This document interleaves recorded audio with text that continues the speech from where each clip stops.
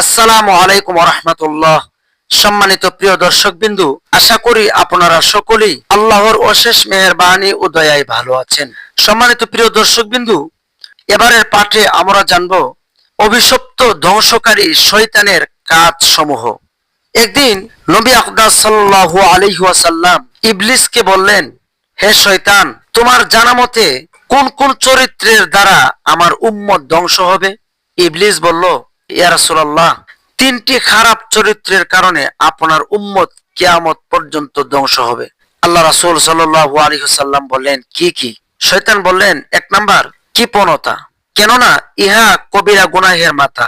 দ্বিতীয়ত অশ্লীল খেলাধুলা এবং বেহুদা বা অশ্লীল কথা, কেননা ইহা কুফরির শাখা। তিন নাম্বার নিজেদের গুনাহকে ভুলে যাওয়া, অর্থাৎ ইচ্ছা করে জানা সত্ত্বেও গুনাহ করা এবং উহাকে গুনাহের কাজ মনে না করা। তারপর নবী করিম সাল্লাল্লাহু আলাইহি ওয়াসাল্লাম বললেন, আমার উম্মত রহমত পাওয়ার পাত্র।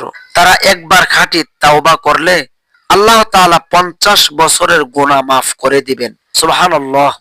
ইবলিস বলল, হে মুহাম্মদ সাল্লাল্লাহু আলাইহি ওয়াসাল্লাম, আপনি সত্য বলেছেন, কিন্তু আপনার কিছু সংখ্যক উম্মতকে এরূপ কাজের আদেশ করব যা তাদের আমলকে নষ্ট করে দেয়। রাসূলুল্লাহ সাল্লাল্লাহু আলাইহি ওয়াসাল্লাম বললেন, কোন জিনিস দ্বারা আমার কিছু সংখ্যক উম্মতকে তাদের আমল নষ্ট করার জন্য আদেশ করবে?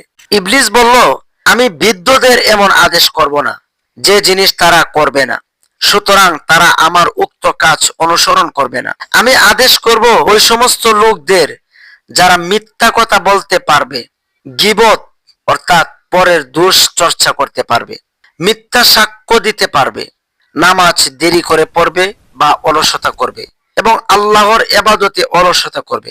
বৃদ্ধ ব্যক্তিদের দ্বারা এই সমস্ত কাজ পুরোপুরি আদায় হবে না। যুবকদের আদেশ করব মিথ্যা কথা বলার জন্য, গীবত করার জন্য, মিথ্যা সাক্ষ্য দেওয়ার জন্য, কুকাজ করার জন্য, যে সমস্ত কাজ করলে ফাসেক হয়, বরত্ব ও অহংকারের জন্য এবং যে জিনিস দেখা হারাম তা দেখার জন্য।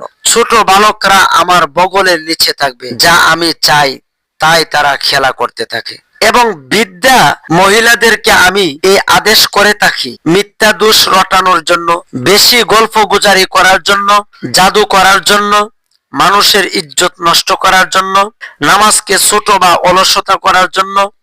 বকাটে নারী আর শয়তানের মধ্যে কোনো পার্থক্য নেই। ইবলিস বলে, বকাটে যুবতী মহিলাগণ এবং আমার মধ্যে কোনো পার্থক্য নেই, কিন্তু হাজারের মধ্যে একজন আমার বিরোধী। অনুরূপ ভাবে যুবকরাও হাজারের মধ্যে একজন আমার বিরোধী, এবং শপথ করছি ওই জাতের যিনি আমাকে কিয়ামত পর্যন্ত জীবিত থাকার জন্য সুযোগ দিয়েছেন, যে কোনো ব্যক্তি কোনো নেক আমলের নিয়ত করে আমি তার সাথে একজন শয়তানকে তার উকিল বানিয়ে দিই, যে তার মতো এবং সে আমলকারীর চাহিদা মোতাবেক হয়। ওই সময় পর্যন্ত শয়তান তার নিকট হতে পৃথক হয় না, যে পর্যন্ত আমলকারী তার আমলকে মানুষের কাছে প্রকাশ না করে। সে নেক আমলকে মানুষের কাছে প্রকাশ করে আল্লাহ তাআলার উপর ভরসা রাখে, সুতরাং তার আমলের পুরস্কার নষ্ট হয়ে যায়। কোন ব্যক্তি যখন নামাজ পড়তে ইচ্ছা করে আমি তাকে ফিরিয়ে রাখতে থাকি এ পর্যন্ত যে তার নামাজের সময় চলে যায়। আর যদি মুসল্লি ব্যক্তি আমার ধোকায় না পড়ে, তবে তার নিকট এমন ব্যক্তিকে প্রেরণ করি যে তাকে গল্প গুজবে মগ্ন করবে এবং নামাজ হতে ফিরিয়ে রাখবে, অথবা নামাজ না পড়ার কারণগুলো হতে কোনো একটি কারণ তার সম্মুখে উপস্থিত করবে। তারপর এই নামাজ পড়তে আসে। নামাজের সময় শেষ হয়ে গেলে মুরগের টুকুর টুকুর খাওয়ার মতো তাড়াতাড়ি নামাজ পড়তে থাকে। সুতরাং আল্লাহ তাআলার নামাজকে তার নিকট ফিরিয়ে দেন, উহা তিনি কবুল করেন না। কিন্তু যদি সে তাওবা করে তবে আল্লাহ তাআলা তা কবুল করেন, কেননা তাওবা গুনাহ রাশিকে মিটিয়ে দেয়। এরপর আবার ইবলিস বলেন, ইয়া রাসূলুল্লাহ, আমি আপনার উম্মত এবং আপনার সাহাবীদের মাঝে মিথ্যা দোষ চর্চা ফিতনা সৃষ্টি করব। সুতরাং বলবো, আবু বকর রাদিয়াল্লাহু তাআলা আনহু জুলুম করেছেন, উমর রাদিয়াল্লাহু তাআলা আনহু জবরদখল করেছেন, উসমান রাদিয়াল্লাহু তাআলা আনহু এই যে দোষ করেছে, এবং আলী কাররামাল্লাহু রাদিয়াল্লাহু তাআলা আনহু এরকম দোষ করেছেন। এরকম ভাবেই আমি তাদের মধ্যে ফেস লাগাবো। আরেক দলের নিকট হযরত আলী রাদিয়াল্লাহু তাআলা আনহুকে প্রশংসা করতে থাকবো, এই পর্যন্ত যে তারা হযরত আলী রাদিয়াল্লাহু তাআলা আনহু এর সীমার বাইরে মহব্বত করতে থাকবে এবং তাকে হযরত ইব্রাহিম আলাইহিস সালাম, ইসমাঈল আলাইহিস সালাম, জিবরাইল আলাইহিস সালাম ও মিকাইল আলাইহিস সালাম এর মর্যাদার চেয়েও বেশি মর্যাদা দিতে থাকবে।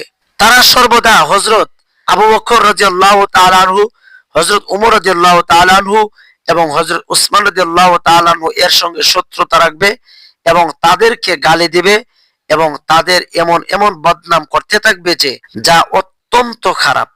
তারা আমার নিকট হতে উক্ত তিন হযরতের সঙ্গে বেশি বেশি শত্রুতা কবুল করতে থাকবে এবং আপনার দুস্থদের সঙ্গেও তারা শত্রুতা পোষণ করবে। তাদের মৃত্যু আসা পর্যন্ত তারা এরূপ শত্রুতার উপর অটল থাকবে। তাদের কোনো আমল আর কোনো তওবা কবুল হবে না। এভাবে শয়তান যখন রাসূলুল্লাহ সাল্লাল্লাহু আলাইহি ওয়াসাল্লামের কাছে এরকম ভাবে যখন সাহাবীদের নামেও বলতে শুরু করলেন, তখন রাসূলুল্লাহ সাল্লাল্লাহু আলাইহি ওয়াসাল্লাম অত্যাধিক ক্রন্দন করতে লাগলেন এবং বললেন, এগুলো অবশ্যই সংগঠিত হওয়ার জিনিস।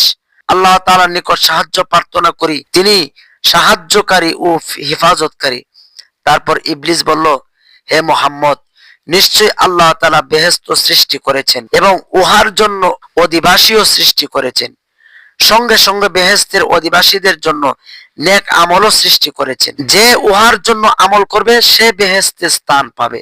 যেমন আল্লাহ তাআলা ইরশাদ করেন, ওই সমস্ত লোক যারা আল্লাহর হুকুম মোতাবেক আমল করবে তারা বেহেশতি। আল্লাহ তাআলা দুজক সৃষ্টি করেছেন এবং উহার অধিবাসীও সৃষ্টি করেছেন। উহার অধিবাসীদের জন্য বদ আমল রেখেছেন। যে বদ আমলকে গ্রহণ করবে সে জাহান্নামী হবে। যেমন আল্লাহর উক্তি, আল্লাহ তোমাদের সৃষ্টি করেছেন এবং তোমাদের আমলকেও সৃষ্টি করেছেন। সম্মানিত প্রিয় দর্শকবিন্দু, শয়তান যেহেতু আমাদের প্রকাশ্য শত্রু, সেহেতু শয়তান পৃথিবীর সমস্ত মানুষদেরকে ধোঁকা দিবেন। শয়তান চ্যালেঞ্জ করেছে জাহান্নামী আমাদেরকে বানানোর জন্য। আল্লাহ তাআলা বলেছেন, যদি আমার কোনো বান্দা বান্দি আমি আল্লাহর কাছে তওবা করে, আমি আল্লাহ তাদেরকে মাফ করে দেব। আল্লাহ তাআলা আমাদেরকে শয়তানের চক্রান্ত থেকে, শয়তানের শত্রুতা থেকে আমাদেরকে বাঁচার তৌফিক দান করুন। আল্লাহুম্মা আমিন।